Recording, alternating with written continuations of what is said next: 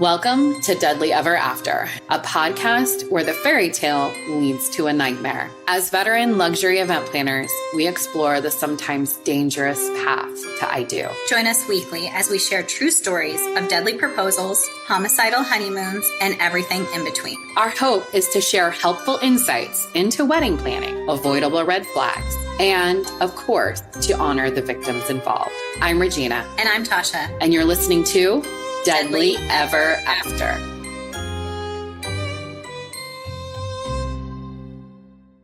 Hey, Tasha. Hey, Regina. I know, it's been a while. I know. You're back from your honeymoon. I am. How was it? How was everything?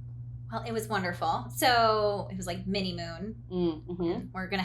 We're actually calling it many moons because we're not having kids. So oh, yeah, I love that. Really, all of our trips are all honeymoons. I love it. That's So. great. You're very lucky. You're very lucky. I had a destination wedding as well. Mm-hmm. And so we just kind of stayed an extra few days, and that was really it. But we travel all the time, so it's not like, yeah. So if you're tuning in today, this is Deadly Ever After, and we're getting started here with our very first episode. And yeah, we're going to be talking about a really tragic story. It's the murder of Laura Grillo.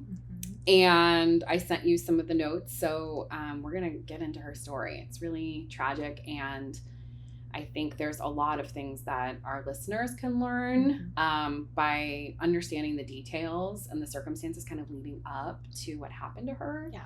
And I know in listening to this story, it hit my heartstrings so much. There's so many moments where I'm like, and so I'll get into that too, because I don't know that people understand our backstory necessarily. So, Tasha, I've known you for like 20 some odd years now because I am a recovering, as my husband likes to say, wedding planner.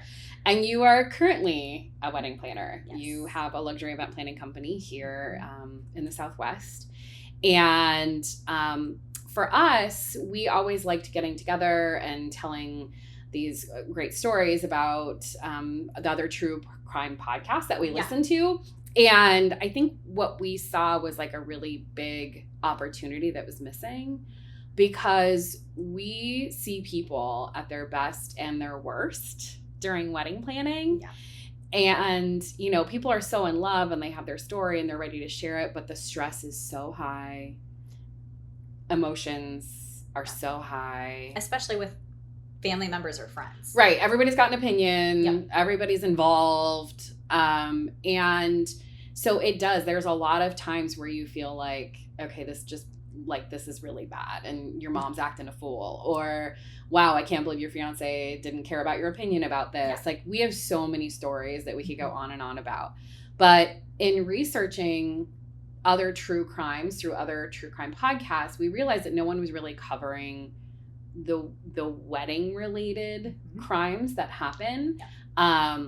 And in looking up statistics, we know that the majority of murders and homicides and kidnappings and things actually happen with people that you know, and not like the stranger. Like, I think we both grew up in the time where it's like stranger danger, but it's really like the people you know you should be more worried about. Right. So, so that's why I think it was so important for us as we started to examine so many stories of people who were murdered just days before their wedding.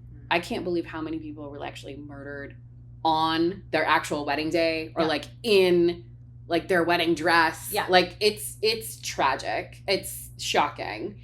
And in doing the research to start the podcast, I mean, we have like 40 stories just without even really having to try very hard. Well, yeah, we like even looked it up first, just being like, you know, is this actually an area that could be covered? And it was shocking how many we found in literally one happy hour meeting. No, right. And that was it. Right. Yeah. Speaking of happy hour, cheers. Cheers. Cheers to that. We gotta our liquid courage for our first episode, right? Not coffee, champagne.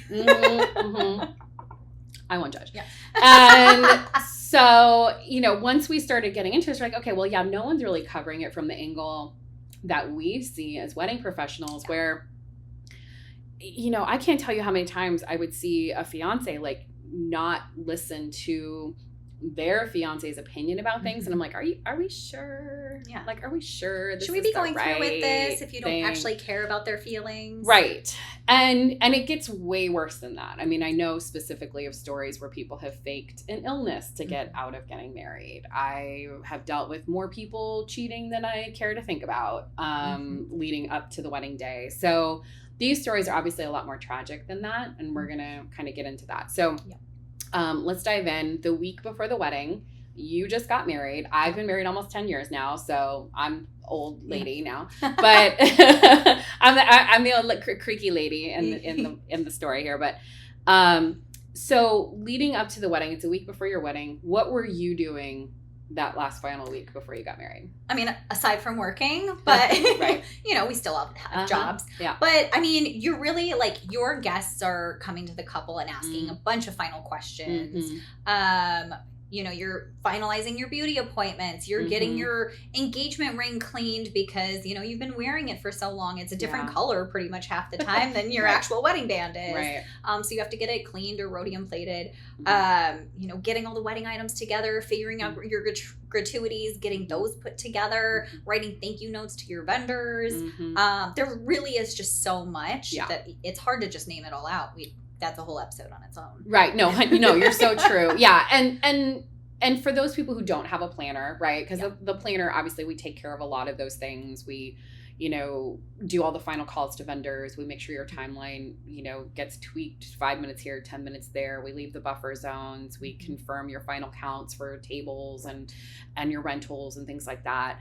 But as a bride, as someone getting married, you're getting your nails done for the final time. You're also dealing with people. Maybe already people are in town and so you're already hosting. Yeah. Like maybe you're already having to be on. Of course. Right? Yeah. So it's hectic. Yeah. And it goes by really, really fast. Or if your destination, you're packing, you're traveling to your destination, which can take, you know, in and of itself a lot of time. Right. Well. Absolutely.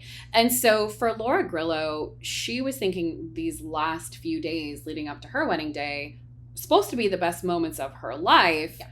They actually turn out to be the final moments of her life. Oh. Which is full body chills right now. I know. It's so tragic. So to tell you about Laura, she was born August 17th, 1978 in Baltimore. All of her family and friends recall her as being very gregarious. She's very industrious. Like she knows how to get shit done.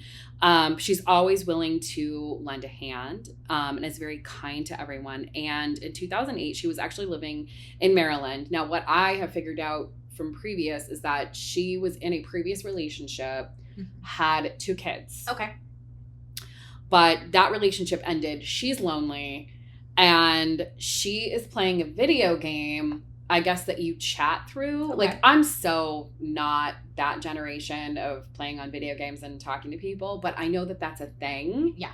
Okay, that's not me. But I mean, I seen and dated and my brother and like all my niece, nephew, I've seen them. They all do that. Okay. So I know it's out there. I think it's common, right? Yeah. So anyway, she meets this dude, John, and she's chatting with him for 6 months. Dude lives in Texas. Okay. And she decides after 6 months, okay, like I want to get to know this guy more. I'm going to move to Texas to be closer. Bold move. Okay. Yeah, very. And in 2010, so fast forward, now we're together for like a year and a half-ish, she finds out that she's pregnant. Okay. So they have a daughter. Her name's Maria. And they're very excited by all accounts. Like everyone says that John is like a really good father. He's very attentive. I don't know his relationship with the other 2 kids. I don't really see a lot about that or what's up with their father, like involvement, because as far as custody goes, I think she would need to get permission to move the kids. And so I don't know how much full-time. Unless he's not in the picture whatsoever. Right. So there's not a lot about that. But she is really engaged as a parent as well and decides to kind of be a stay-at-home mom. But she has her own activities as well. And so she starts volunteering for the police department. Oh. Which, I mean, noble. Like, I don't know what you do as a volunteer police person. I have no idea. Seems Right. like a really important job that you wouldn't necessarily volunteer for. But they decide she's working for the police department. And in the meantime, John and Laura both end up opening a home remodeling business. So they have their own gig together, this business, and she's volunteering. So she's really busy. And as time goes on, her family, her friends, they mentioned that they started to see a lot of cracks in their relationship. So she's starting to walk around like her head down. She's not really engaged anymore. She just doesn't really seem happy. Yeah. And so she, starts to mention that John is acting really possessive. Okay. Which, I mean, obviously, these are all huge red flags for her. Yeah. I mean, big indicators of unhealthy relationships or just an unhappy person, which, I mean, if your friends or family members see this, like, be the one to bring it up because sometimes people, when they're in the thick of things, they don't realize how bad it is. You're inside the box. I mean, I've been in a not so great relationship before. I mean, it was like a whole other lifetime ago. But yeah, I mean, I didn't actually realize how unhealthy it was until I had some people tell me that I wasn't me anymore. And that was a friend from high school, and it was just kind of an eye-opening, wow, I didn't know it was that bad. Right. And then you start to actually realize what it is. So I'm fortunate that I did have somebody that cared about me enough to actually say, like, no, you're not you. Right. So be the person to say something. Yeah. And what a blessing that is to have someone like that in your life. Yeah, be that person for someone else, for sure. Exactly. It's hard to see the forest when you're in the trees, right? As they say. Right? Yeah, you're in the thick of the trenches. Right. So in June of 2015, Laura decides that she's had enough. Amen. Right? Yeah. And she writes an email. This is the part I'm like, okay. She writes an email to break things off while he's away on a work trip. So I don't mean to like use a pun here, but it's a Dear John letter to John. Yeah. Which obviously things couldn't have been that great if you're writing a letter versus telling them to their face. Which makes me wonder, like, has he already been violent? Yeah. Like, why are you afraid to just have this conversation? And who knows, maybe she's had it 100 times before. Right. And he's just like not getting it. Yeah, or because he was so possessive, like knew that maybe he could manipulate her in some way, shape, or form if it was in person. And get away with, exactly. Exactly. So it's totally not the nicest way to end things, but, we're all just speculating on why she chose this route. But police later on did obtain a warrant to get that email. And we actually do have the email in its entirety. And I sent it to you, Tasha. And like, what stood out for you about that email? So I'm going to read some of the first part of the actual email, and then I'll summarize a little bit more of it. But the beginning of the email goes, I don't want to be the reason you don't see your kids. You've been blaming me for not seeing your kids. If you and I are not together, then you shouldn't have problems visiting them and spending more time with them. And you have been blaming it on us for far too long. 4 years. I'm not going to put up with it for another 10. I'm sorry, but I've just had enough. It was like when I was pregnant and you didn't believe that she was yours. Neither did the rest of your family. What? And then after once I that's had terrible. her, Okay, that's terrible. Then I was forced to take a paternity test to prove that she was yours. Which, I mean, that's terrible. So, and for reading further on, it seemed like he didn't care how her pregnancy was going or, after having the baby that she was okay until he found out that the baby was indeed his. And it seemed like after that, then he was a great dad and wanted to care for her. But over the time, things were getting worse and worse, and they weren't seeing the same, on the same page, eye to eye anymore. And she didn't think it was in the best interest of the kids for them to see them fighting. And so it just kind of basically goes on to say, that she needs to be on her own.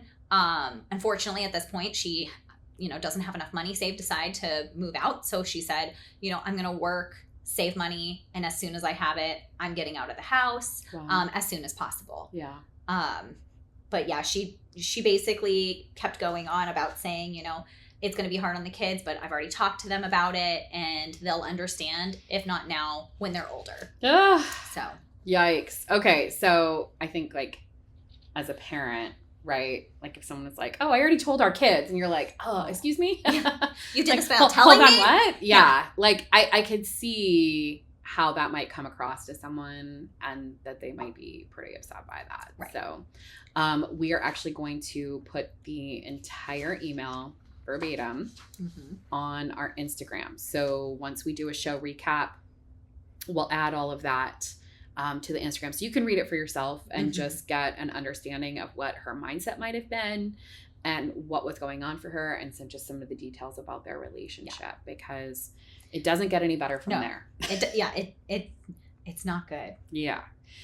So fast forwarding through her email, and he decides, of course, to come home, and he's very upset. And I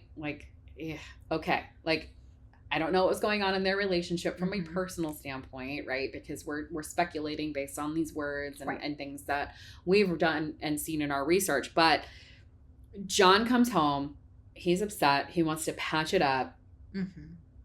Somehow does, because a month later, in front of all the kids, he proposes.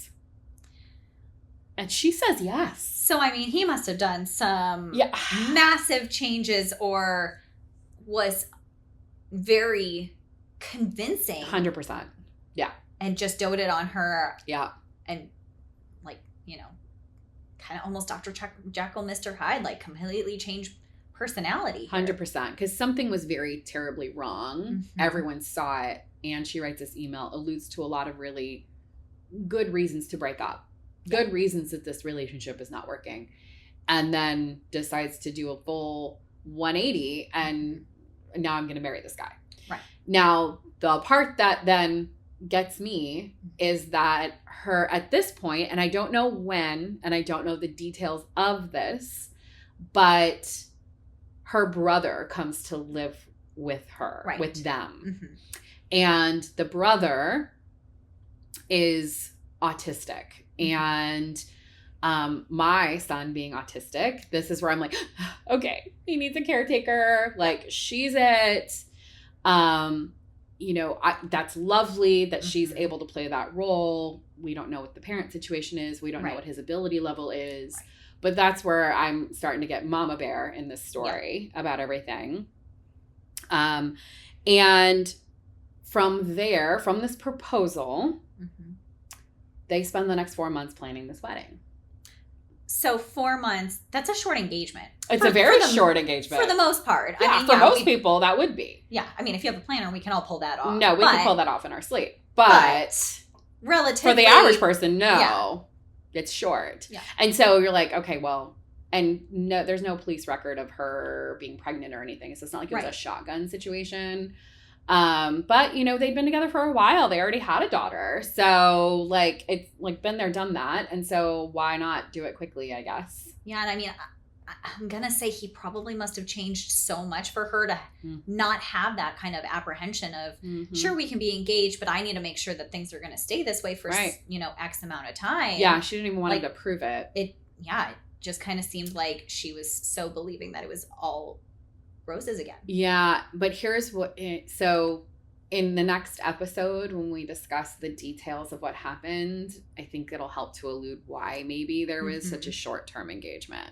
Okay. So let's come back to that. So she's planning. She's doing all of her stuff. We've got a really beautiful picture of her in her wedding dress that's going to be on Instagram. And our Instagram handle is deadly.ever.after. And you'll see, she was in it. She was ready. She was committed and she was doing it. So everything was coming together. They had their 4-year-old. They've got the 2 other children and then also her brother all living there. On November 13th of 2015, around noon, it's 8 days now. 8 days, 1 week before she's supposed to get married. She's a Texas mom of 3, and she was found shot dead in her kitchen. It's so sad. She was discovered on the floor of her kitchen by her autistic brother, which, again, this is the mama bear part, right? Autistic people are visual learners. Mm-hmm. And so to visually see something so tragic, like it's just burned in that poor boy's brain. Mm-hmm. And to be the person that calls 911, to be a person trying to give a witness statement, like I don't know what his communication level is, right? And how really tragic that is for him, and like then what happens as far as that being his caregiver. So that one like just stirred up so many emotions for me when I read that part. So she had sustained a gunshot wound to the head with a .45 caliber shell casing that was found near her body. And there was no obvious signs of forced entry. But in the master bedroom, the police had found that it had like the drawers had been unreturned. The safe had been opened. Okay. So they thought, okay, maybe a robbery, but like there's no forced entry. We don't really know. I was just going to ask that. Yeah. So there wasn't like anything that gave them the idea that maybe so they were trying to figure it out, right? Like things were not adding up. Entry. It wasn't like somebody barged in through the door after she answered the door, because otherwise it would have been more so in the entryway versus her in the kitchen. Right. Or a back door or window or anything like that. So nothing was giving them indication of that forced entry, but clearly something was staged to look like a robbery. So they were still kind of TBD on things. What they also really figured out in talking to the brother is that the brother was completely deaf in one ear and hard of hearing in the other. So he slept through her being shot. And they were like, wait, what? How did you not hear this happen? Mm-hmm. And so as they're talking to him and getting to know of the brother's abilities and what his situation was, he clearly had higher support needs. That, okay, he's not being deceitful. He really didn't hear something go down here. Mm-hmm. So the Rowlett Police Department were the ones who arrived on the scene. They were doing all their witness statements, and in talking to people, realizing there was no forced entry, starting to see that some things looked a little staged. Mm. They really started to zero in on people closer to home, someone she knew. Right. So, okay. And with that, we are going to end episode 1. I know. So much. There's so much more I want to know. I know. So much more to tell. It gets real weird after that.